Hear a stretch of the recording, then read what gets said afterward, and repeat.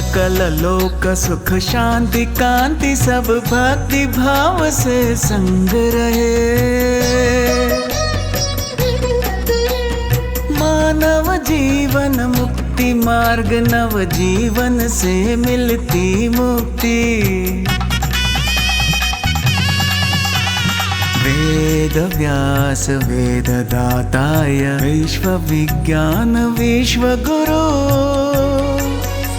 पुराण गाथा है ये, पुराण गाथा है ये, पुराण गाथा है ये, पुराण गाथा है ये।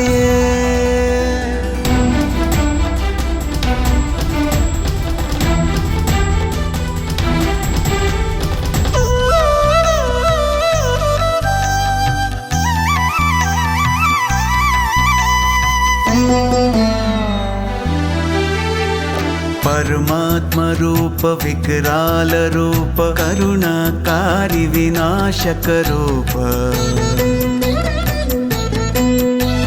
ब्रह्मा विष्णु शिव सृष्टि रचयता करते आध्यात्मिक विद्या प्रवाह। समभाव के ये संस्कृति मात पिता के स्वरूप में। दशावतार ज्ञान संस्कार है देते यही हमारा पुराण युग। पुराण गाथा है, पुराण गाथा, पुराण गाथा।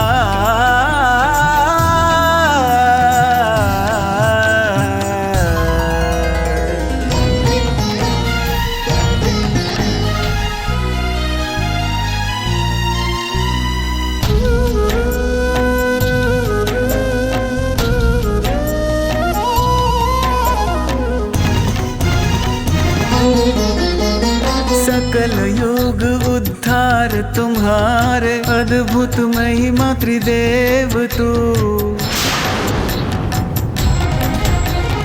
महाभक्त को वरदान देता तू, ओ भोले शंकर तू।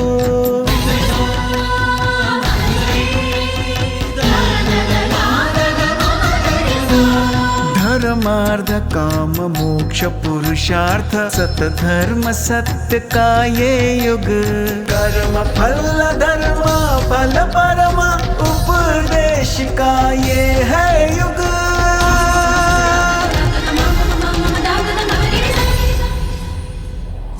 पुराण गाथा है ये, पुराण गाथा है ये, पुराण गाथा है ये।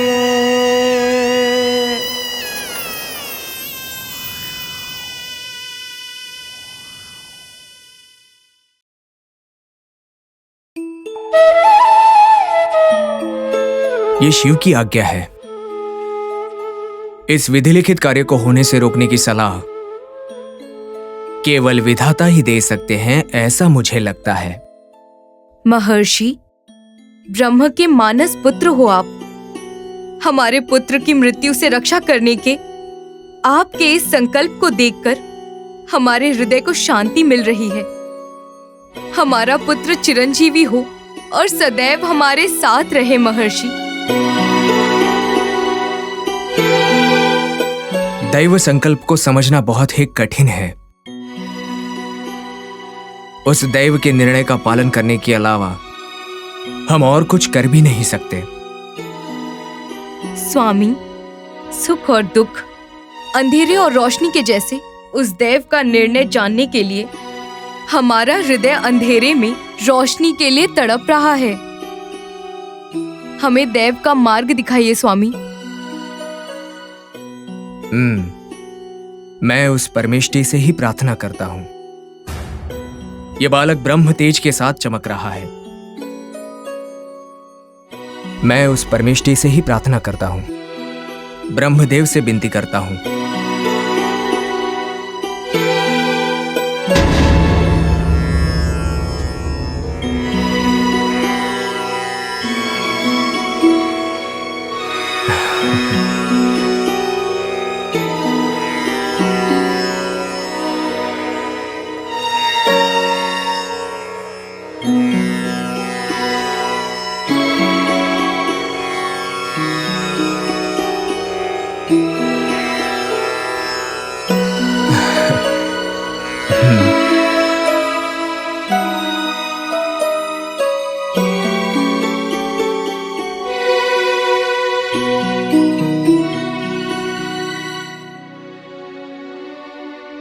पवित्र पुण्य क्षेत्र होने वाले काशी नगर में गंगा नदी के किनारे एक शिवलिंग की प्रतिष्ठा करो।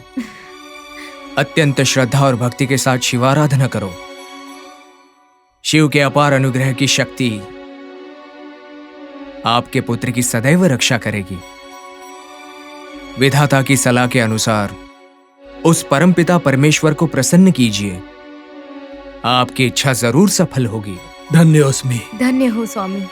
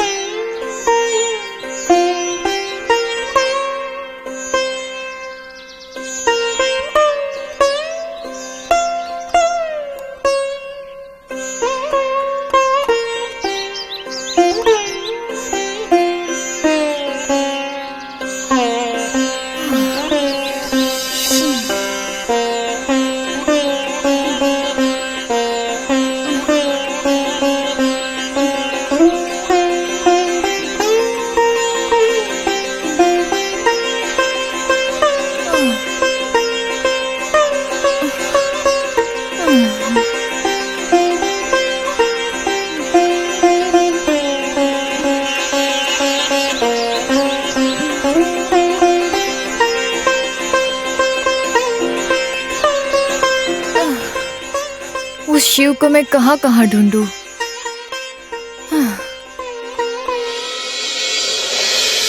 मार्कंडे, मार्कंडे,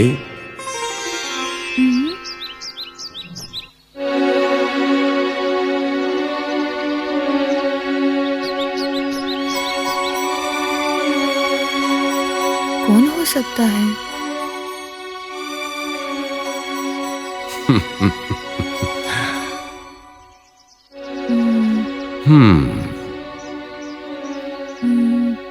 आप कौन हो? तुमने मुझे पहचाना नहीं? माथे पर तीसरी आँख है, गले में नाग भरण है, शरीर के ऊपर भस्म है, कपड़ों की जगह पर शेर की त्वचा है। हाँ, मैंने पहचान लिया, आप ही शिव हो। हर हर महादेव, शंभो शंकर, नमो नमः। मार्कंडे, तुम किसे ढूंढ रहे थे? आप ही को। मुझे ढूंढ रहे थे? हाँ, आप दिखे तो आपसे मिलकर एक प्रश्न पूछना था। तो पूछो।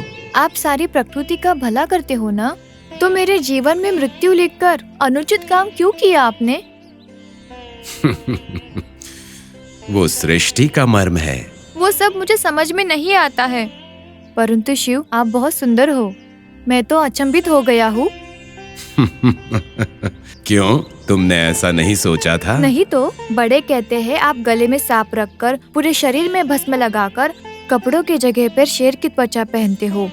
मैं सोचता था शिव को देखकर मैं तो अचंभित हो गया हूँ। किंतु अब कैसा लग रहा है? आपको देखते ही रहने का मन कर रहा है। आपके इस प्रसन्न रूप को देखकर लगता है कि आप स्वच्छ मन के भगवान हैं।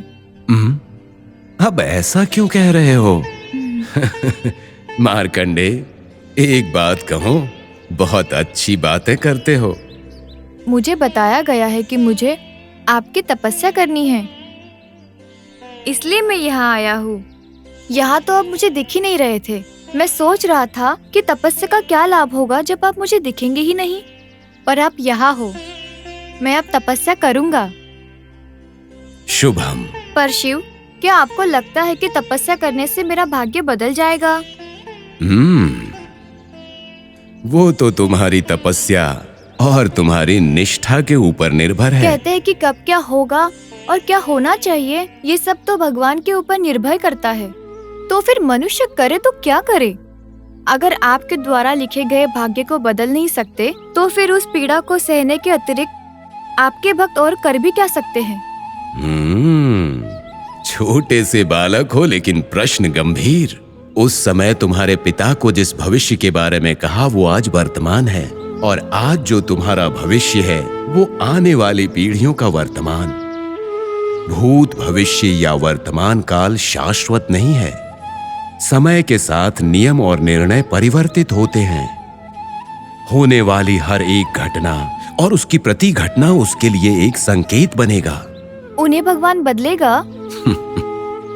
भक्तों की श्रद्धा और भक्ति ही उसे परिवर्तित करेगा, और ये सब भक्त की दीक्षा पर निर्भर है। तो फिर वो भी भगवान ही लिख सकता है ना?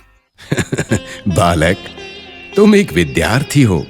गुरु तुम्हें विद्या प्रदान करते हैं और तुम्हारी विद्या जानने की परीक्षा भी करेंगे। तो गुरु के प्रश्नों का उत्तर किसे देना चाहिए, गुरु को या शिष्य को? शिष्य। हाँ, इसीलिए शिष्य के उत्तरों के आधार पर गुरु ये निर्णय लेगा कि वो विद्वान हुआ या विफल। मैं समझ गया महादेव। मैं आपकी परीक्षाओं का सामना करूंगा, विजय भी होऊंगा। पुत्र मार्कंडेय, कहाँ हो पुत्र? शिव, शिव, तो फिर ये सब मेरा सपना था? ओम नमः शिवाय। ये बात मुझे माता को बतानी होगी।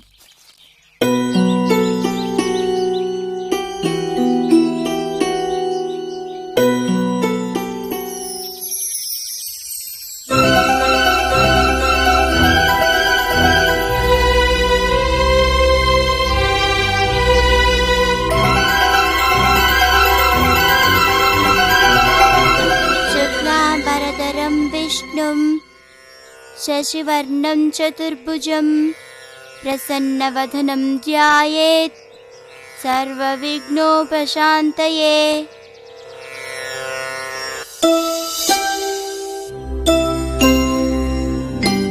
इस मूर्ति को मैं कहाँ रखूं?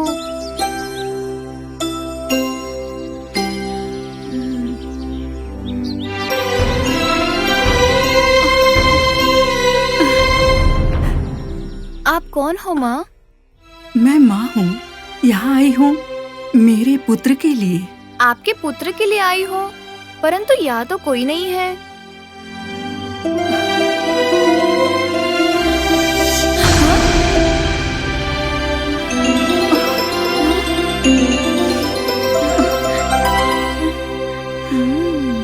पार्वती देवी, अभी बताता हूँ।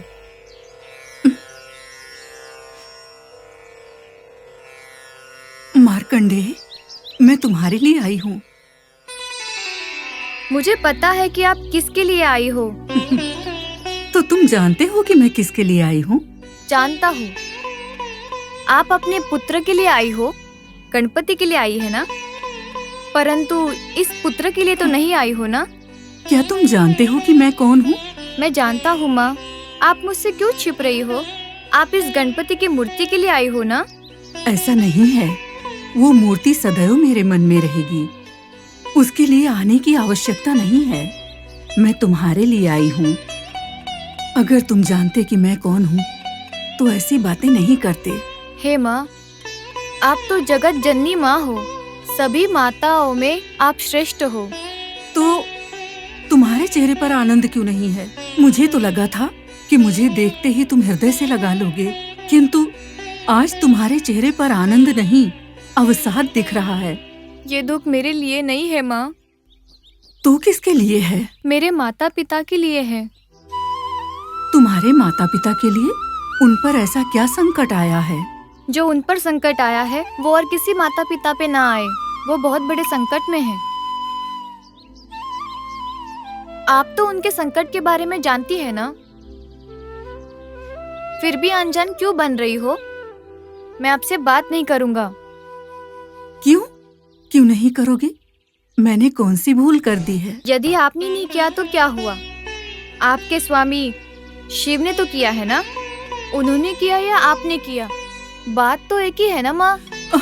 शिव शिव, ये क्या बोल रहे हो? मेरे स्वामी ने क्या किया? क्या आप नहीं जानती? आप भी एक पुत्र की माता हो ना। आपने तो अपने हाथों से मूर्ति बनाकर, उसमें प्राण डालकर उसका अपने पुत्र की तरह पालन पोषण किया। द्वार के पास आपने उस मूर्ति को खड़ा किया और परमेश्वर के आने के समय उस मूर्ति ने उन्हें अंदर आने से मना कर दिया। शिव ने क्रोध में आकर उस मूर्ति का सिर काट दिया। तब आपने क्या किया था? मेरा पति है, मेरा पति देव है, ये सोचकर आपने प्रणाम किया था क्या? उस समय उस पुत्र के लिए आप तड़पी होगी ना। आपने शिव को आज्ञा दी कि उस पुत्र को पुनः जीवित करे। तीनों लोक में आपने प्रलय लाया था। अंत में आपकी ममता ही जीत गई ना। पर मेरी माता भी आपकी तरह एक माँ है ना।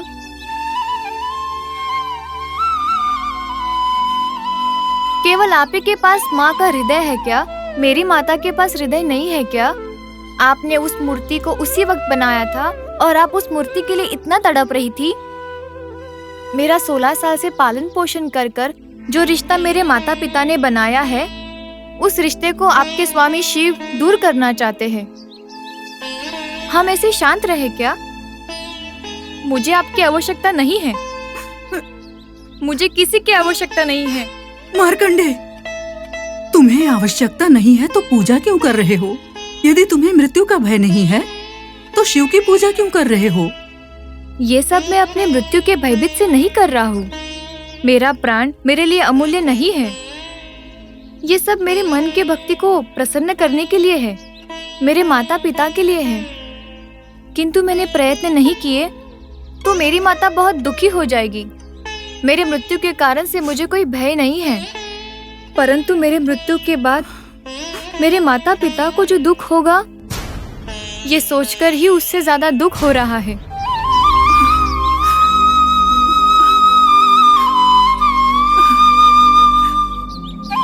मृत्यु के बारे में सुनकर भय नहीं लग रहा है? नहीं माता, मृत्यु अटल है। आज नहीं तो कल वो अवश्य ही आएगी। मैंने इस जीवन को नहीं चाहा है, मृत्यु को भी नहीं चाहा है। इससे मेरा कोई लेना देना नहीं है माते। मेरे जीवन को चाहने वाले मेरे माता पिता है। इस जीवन को प्रसादित आपके स्वामी ने किया है। इस सब में मेरा तो कोई दोष नहीं है। मैंने तो किसी को कुछ भी नहीं किया है, पर फिर भी इस सब के लिए मैं जिम्मेदार हूँ। मैं इस सब की सजा क्यों भुगत रहा हूँ? बताइए माता। मेरे माता पिता का दुख मैं कैसे देख सकता हूँ माता?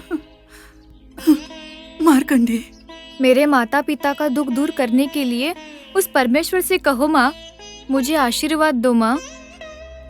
मुझे समझ में नहीं आ रहा है कि तुम्हें क्या आशीर्वाद दूं, और ये भी नहीं जानती कि तुम्हारा भय कैसे दूर करूं। परंतु एक बात अवश्य कह सकती हूँ, परमेश्वर दयालु दयामय है, भोले शंकर हैं। उनकी करुणा तुम्हें अवश्य ही प्राप्त होगी पुत्र।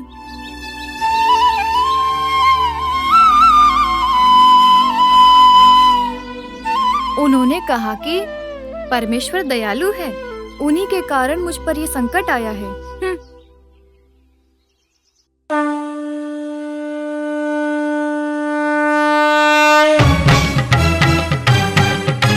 हर हर महादेव शंभो शंकरा।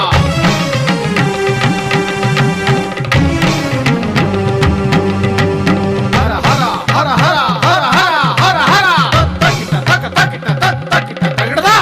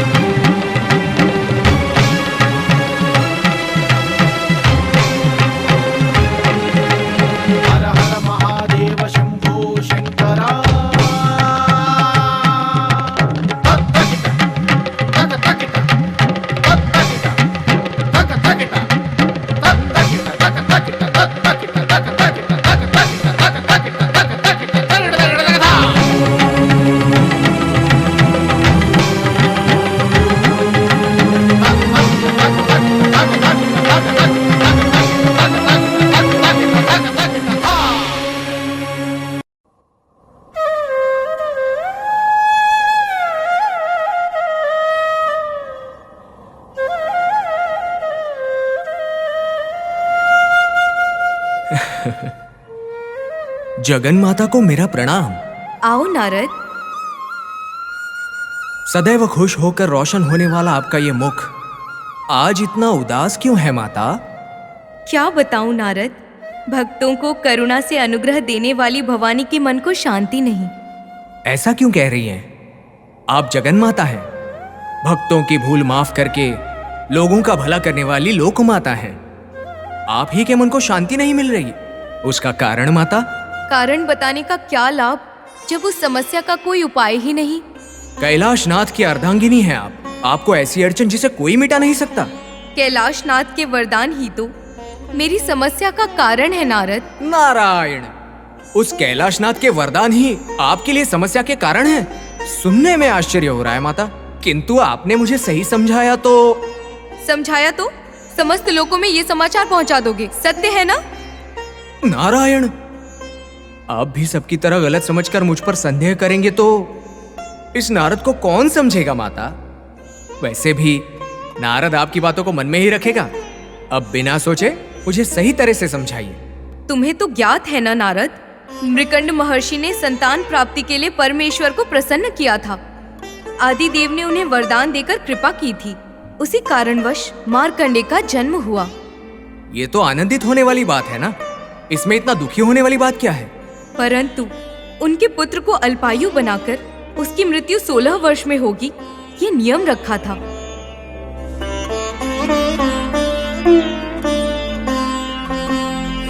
पुराण गाथा है ये, पुराण गाथा है ये, पुराण गाथा है